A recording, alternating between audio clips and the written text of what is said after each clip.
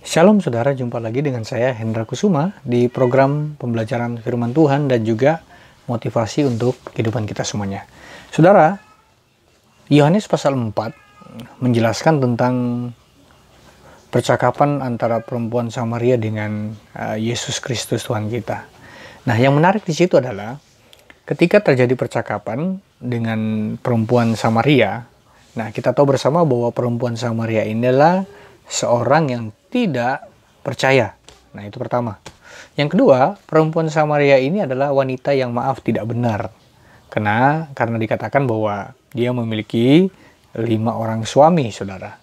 Dan yang ketiga, saudara, perempuan ini adalah seorang perempuan Samaria yang dianggap oleh orang Israel adalah orang kafir. Karena kita tahu bersama bahwa orang Samaria tidak bergaul dengan orang Israel. Walaupun sebenarnya bahwa mereka hidup berdampingan, saudara. Tapi mereka tidak punya riwayat hubungan yang baik antara orang Israel dengan orang Samaria. Karena bagi orang Israel, orang Samaria ini adalah orang kafir. Nah, saudara, kita tahu bersama juga bahwa kehadiran Yesus di tengah-tengah dunia ini pertama kali datang kepada orang Israel. Itu sebabnya kenapa ketika Yesus bicara tentang perumpamaan tentang ketika Yesus bicara dengan seorang perempuan Sirofenesia. Nah, kita tahu bersama adalah ketika wanita ini meminta pertolongan Tuhan. Terus Yesus berkata kepada perempuan ini bahwa tidak layak untuk memberikan roti kepada seekor anjing. Jadi wanita ini diibaratkan karena dia adalah bangsa kafir, dianggap sebagai seekor anjing, diibaratkan.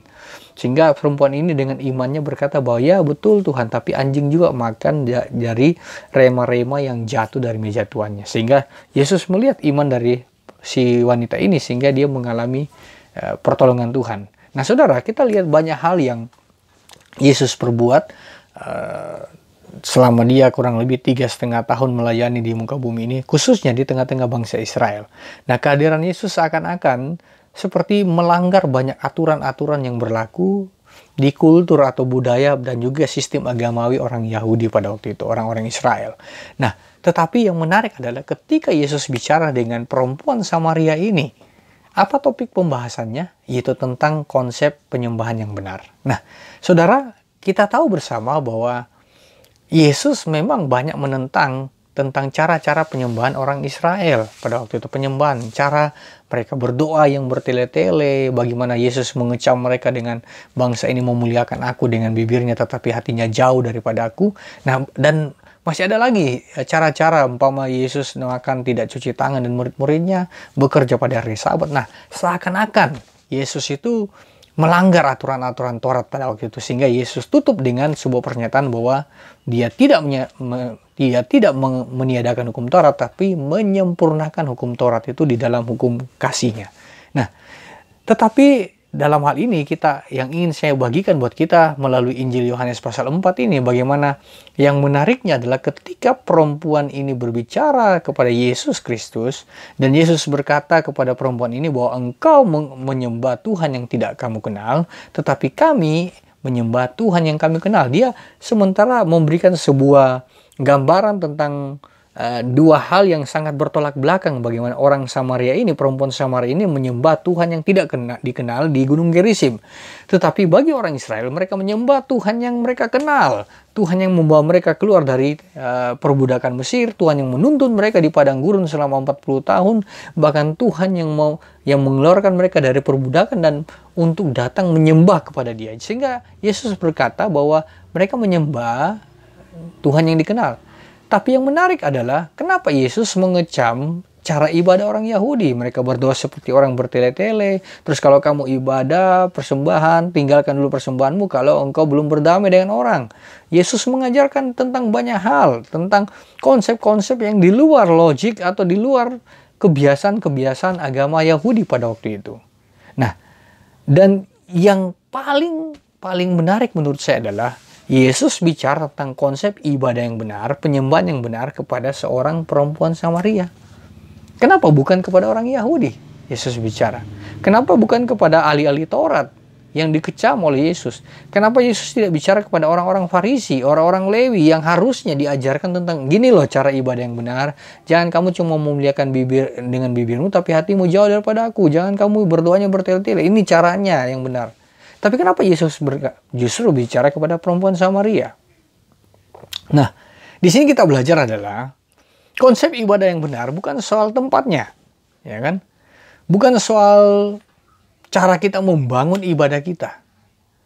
Bukan soal cara kita bagaimana berdoa. Tapi yang Tuhan maksud adalah, kalau engkau ingin menyembah Dia, sembahlah Tuhan di dalam roh dan kebenaran. Jadi Tuhan mencari bukan teknis penyembahannya, bukan teknis ibadahnya, yang Dia cari adalah worshipernya, penyembahnya. Nah, perempuan Samaria ini, Yesus tahu bahwa hatinya pengen mengalami Tuhan dalam hidupnya.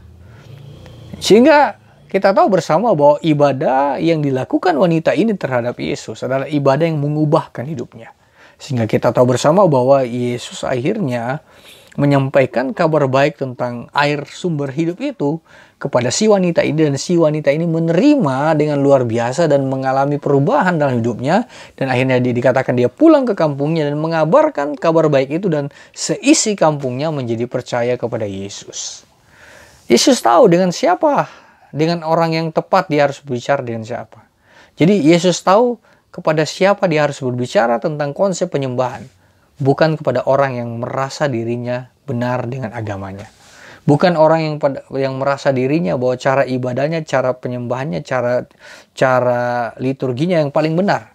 Saya mau ingatkan kepada kita semua sebagai orang-orang yang percaya bahwa jangan pernah mencintai organisasi, mencintai cara ibadah kita dengan lebih daripada cara Yesus mencintai kita.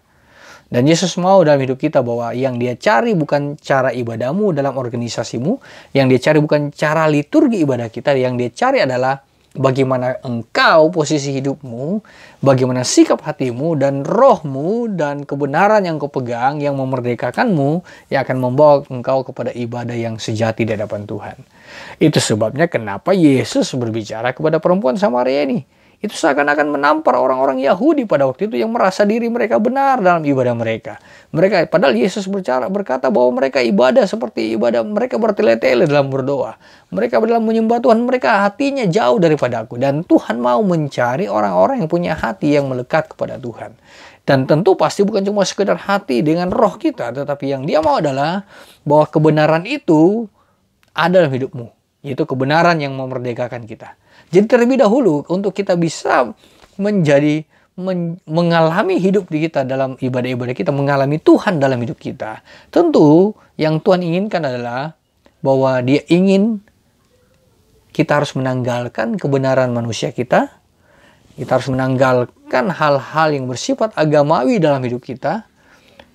Bukan berarti salah kita berliturgi dalam ibadah. Itu adalah teknis. Dan itu bagus juga untuk kita bisa maksimal, untuk persiapkan dengan hal-hal teknis dalam ibadah kita. Tapi yang lebih daripada itu, yang Tuhan cari adalah engkau adalah penyembahnya.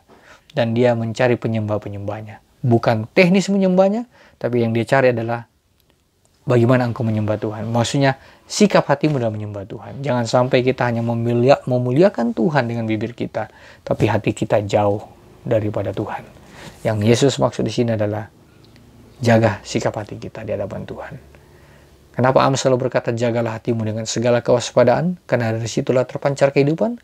Karena kehidupan yang sesungguhnya itu berasal dari hati yang bersih, hati yang tulus ketika engkau menyembah kepada Tuhan. Sembahlah Dia dalam roh dan kebenaran. Kenapa Tuhan mau kita menyembah Dia dalam roh dan kebenaran? Kalau engkau menyembah dalam roh tanpa kebenaran, maka penyembahanmu akan menjadi penyembahan agamawi. Ya kan? Penyembahan akan sama seperti penyembah-penyembah yang ada di gunung-gunung. Penyembah-penyembah animisme yang menyembah berhala-berhala di pohon-pohon. Kalau engkau hanya menyembah di dalam roh. Tapi kalau engkau menyembah dalam roh dan kebenaran, tapi kebenaran di dalam Yesus Kristus, maka penyembahan akan menjadi penyembahan yang menyenangkan hati Tuhan. Itu sebabnya kenapa Tuhan cari penyembah-penyembah yang demikian. Yang menyembah Bapa bukan cuma dari sekedar rohnya, tapi menyembah Dia yang didasari atas kebenaran, di atas kebenaran firman Tuhan.